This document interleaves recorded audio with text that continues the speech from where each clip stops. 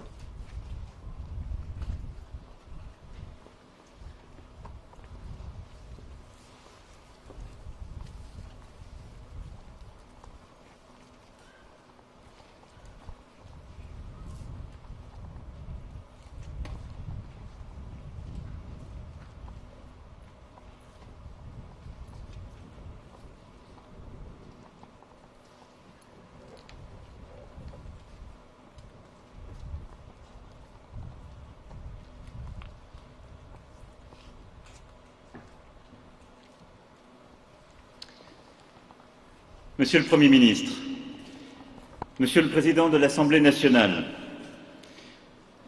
Monsieur le Président de la République, Monsieur le Premier ministre, Mesdames et Messieurs les ministres, Madame la maire de Paris, Mesdames et Messieurs les parlementaires, Mesdames et Messieurs les élus, chère famille Belmondo, Mesdames et Messieurs, Jean-Paul Belmondo était de la famille. Frère, cousin, oncle, ami séducteur, père hors norme, héros aux 1000 visages, dont la carrière charrie 1000 vies, dans lesquelles nous retrouvons tous un peu des nôtres, et qui ont scandé 6 décennies de vie française.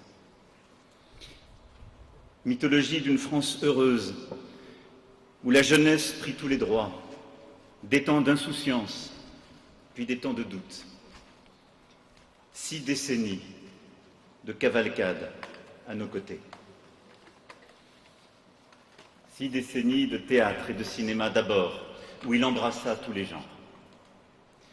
La gueule que l'on voulait voir dans les salles obscures, la gouaille qui réchauffait les soirées télévisées des Français. Belmondo fut la figure qui transperça les styles, traversa les époques, cassa toutes les barrières. D'abord icône de la nouvelle vague avec Jean-Luc Godard, puis François Truffaut, star inégalée du cinéma français et populaire avec Henri Verneuil, Gérard Houry, Philippe de Broca, Jean Becker, Georges Lautner, Louis Malle, Deray, Philippe Labro, Claude Lelouch et tant d'autres. Homme de planche avec Robert Hossein et Bernard Murat. Présence inoubliable des inclassables Jean-Pierre Melville, Alain Resnais, Claude Sauté ou Claude Chabrol. Il fut tour à tour génial improvisateur et servant des dialogues sans égal. Interprète orfèvre, cascadeur hors pair, survolant Venise accroché à un trapèze et liporté dans le Guignolo, domptant un tigre sauvage dans l'Animal, cheminant suspendu à un fil d'acier entre deux immeubles dans un homme à Rio. Mais là, toujours. Les jeunes premiers des années 50 pouvaient laisser place au film vrai de la nouvelle vague. Belmondo était là. La couleur pouvait définitivement supplanter le noir et blanc. Belmondo était là. Hollywood pouvait briller, ses vedettes conquérir l'Europe. Belmondo était là. Avec sa bande du conservatoire, Annie Girardot, Michel Beaune, Guy Bedos, Bruno Kremer, Jean-Pierre Mariel, Jean-Pierre Mocky, Claude Rich, Jean Rochefort, Philippe Noiret, et bien sûr Françoise Fabian et Pierre Vernier aujourd'hui à nos côtés, il ne cessa de se renouveler, se réinventer, et ce faisant, de conquérir les générations successives. Il est cette présence avec laquelle on vieillissait de film en film, de style en style, toujours le même, toujours changeant. Jean-Paul Belmondo a vécu à nos côtés cette vie française. Passeur entre Jean Gabin, Pierre Brasseur, quelques autres, et les nouvelles générations, immortel non seulement par ses films, mais parce qu'il enseigna son art de la scène et du jeu à vous, Jean Dujardin, Antoine Duléry, Richard Anconina, Gilles Lelouch, qui étaient devenus sa nouvelle bande et qui êtes là, en cet instant, pour reprendre son flambeau. Durant ces décennies, Jean-Paul Belmondo n'embrassa pas seulement les époques et les genres, il épousa la France. Lui qui, par tous ses rôles, traversa à grandes embardées l'histoire de notre pays. Le voici sous la régence mi-soldat, mi-bandit de Grand Chemin, puis remarquable marié de l'an 2 au creux d'un arbre au petit matin avec celle dont il devait divorcer. Pilote boxeur de la Der des Der dans l'As des As, sublime soldat désabusé du week-end à Zuidcote, chauffeur poids lourd voyou sur les routes du Sahel pour les 100 000 $ au soleil, inoubliable légionnaire des Morphalous. Belmondo fut le visage de tous les bouleversements de nos 30 glorieuses. Sans prétention, sans jamais chercher à porter une thèse, juste être là, incarné.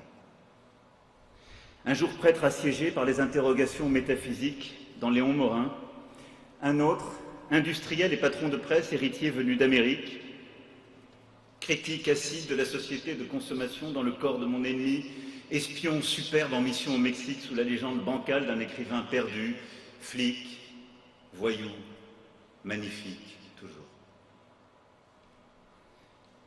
Jean-Paul Belmondo habita la France. Tous ces lieux que sa démarche chaloupée, son sourire lumineux ne cesseront jamais de peupler. Nos Champs-Élysées, sur lesquels fut abattue la tendre crapule d'à bout de souffle. Ce château de Maintenon qui servit de décor à la fin de parcours du professionnel. Cette Riviera azuréenne qui résonne encore de l'élégance du mi-flic, mi-voyou.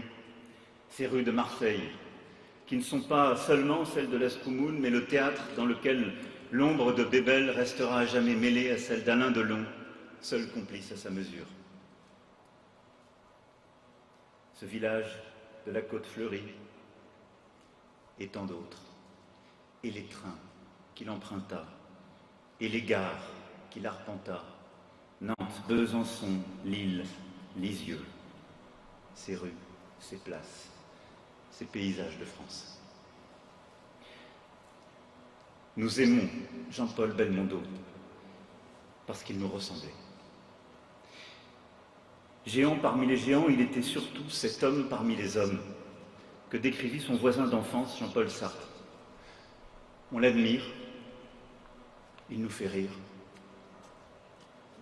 Belmondo, c'est un peu nous en mieux. Un jour de tournage, Jean Gabin lui lança impromptu Embrasse-moi, mec, t'es mes 20 ans. Oui, Jean-Paul Belmondo était nos 20 ans.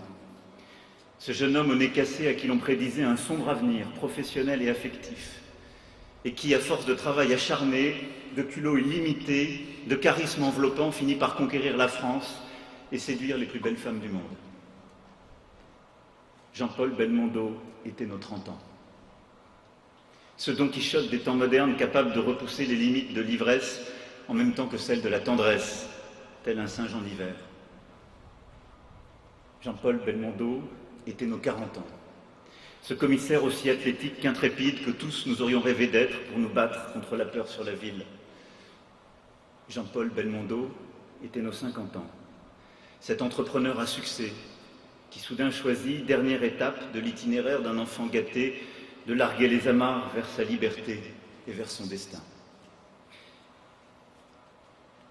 Il fut l'ami que chacun aimerait avoir. Lui qui jusqu'au bout convia son acolyte de toujours, Charles Gérard, Charlot, pour refaire le monde, chaque midi, comme chaque soir. Il fut le fils que tous les parents rêvent d'avoir. Capable de refuser une statuette des Césars parce qu'elle n'avait pas été conçue par son père, et de passer des heures au chevet de sa mère aveugle, lisant des pages et des pages de ses romans préférés. Il fut le père exemplaire qui, pour élever ses enfants, n'hésitait pas à refuser tout tournage, en juillet comme en août. Et le grand-père, que vous venez un instant, avec émotion, de décrire. Belmondo, c'est la tendresse. Parisien au sang italien, amoureux de la langue grand siècle autant que de l'argot parisien, tendre, turbulent, bourgeois boxeur, athlète incroyable, criblé de fêlures, Jean-Paul Belmondo raconte nos contradictions, nos failles. On aime sa solitude, son goût du risque, l'élégance de sa joie, son style.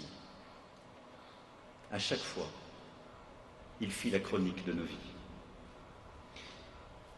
D'un monde triste et gai, tendre et cruel, réel et surréel, terrifiant et marrant, nocturne et diurne, solite et insolite, beau comme tout. Au fond, c'est peut-être Pierrot qui, dans sa douce folie maquillée de bleu, parlait le mieux de Belmondo. Cher Jean-Paul, pour toutes ces raisons, vous perdre aujourd'hui, pour tant de Françaises et de Français, c'est perdre un immense acteur, un long moment enchanté de cinéma français et une part de nos vies. Et si, malgré le chagrin, il nous faut sourire ce jour comme vous n'avez jamais cessé de le faire, c'est parce que nous savons que vous continuerez de nous accompagner, qu'il nous suffira, pour retrouver votre gouaille solaire, de pousser la porte d'une salle de cinéma, d'allumer une télévision, un écran. Alors, à nouveau, la magie opérera. Et depuis le siège passager d'une voiture rose avec des étoiles vertes, nous pourrons crier que finalement, nous aimons la mer, nous aimons la montagne et nous aimons la ville. Rien à foutre. Sur la place du Trocadéro, nous vous suivrons dans une poursuite endiablée, au volant d'un cabriolet. Et dans les rues pluvieuses d'une station balnéaire normande, nous nous livrerons aux joies d'une corrida nocturne, d'un feu d'artifice improvisé, et nous entonnerons quelques chants arrosés d'un doux parfum de Yang Tse-Kiang. Et au creux de notre oreille, on entendra peut-être murmurer ces vers écrits par Cyrano que tant de fois vous avez incarnés et qui résonnent si fort en ce moment. Et puis mourir n'est rien, c'est achever de naître. Alors, j'en suis sûr, votre visage s'illuminera de ce sourire inoubliable. Sans amertume, jamais, sans plainte, juste là. Et comme un glas, sonnera ce mot que tant de fois vous prononciez pour signifier tous les autres que vous ne pouviez plus dire. Voilà. Voilà. Adieu, bébé. Vive la République. Vive la France.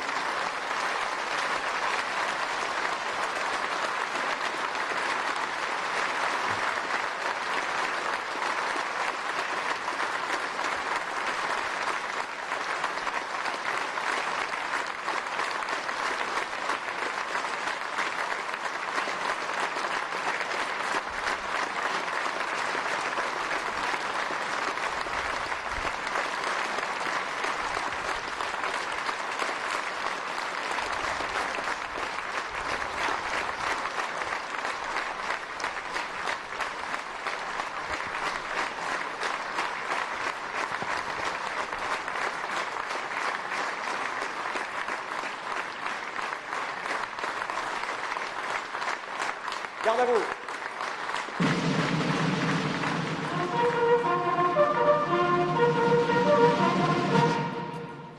Présentez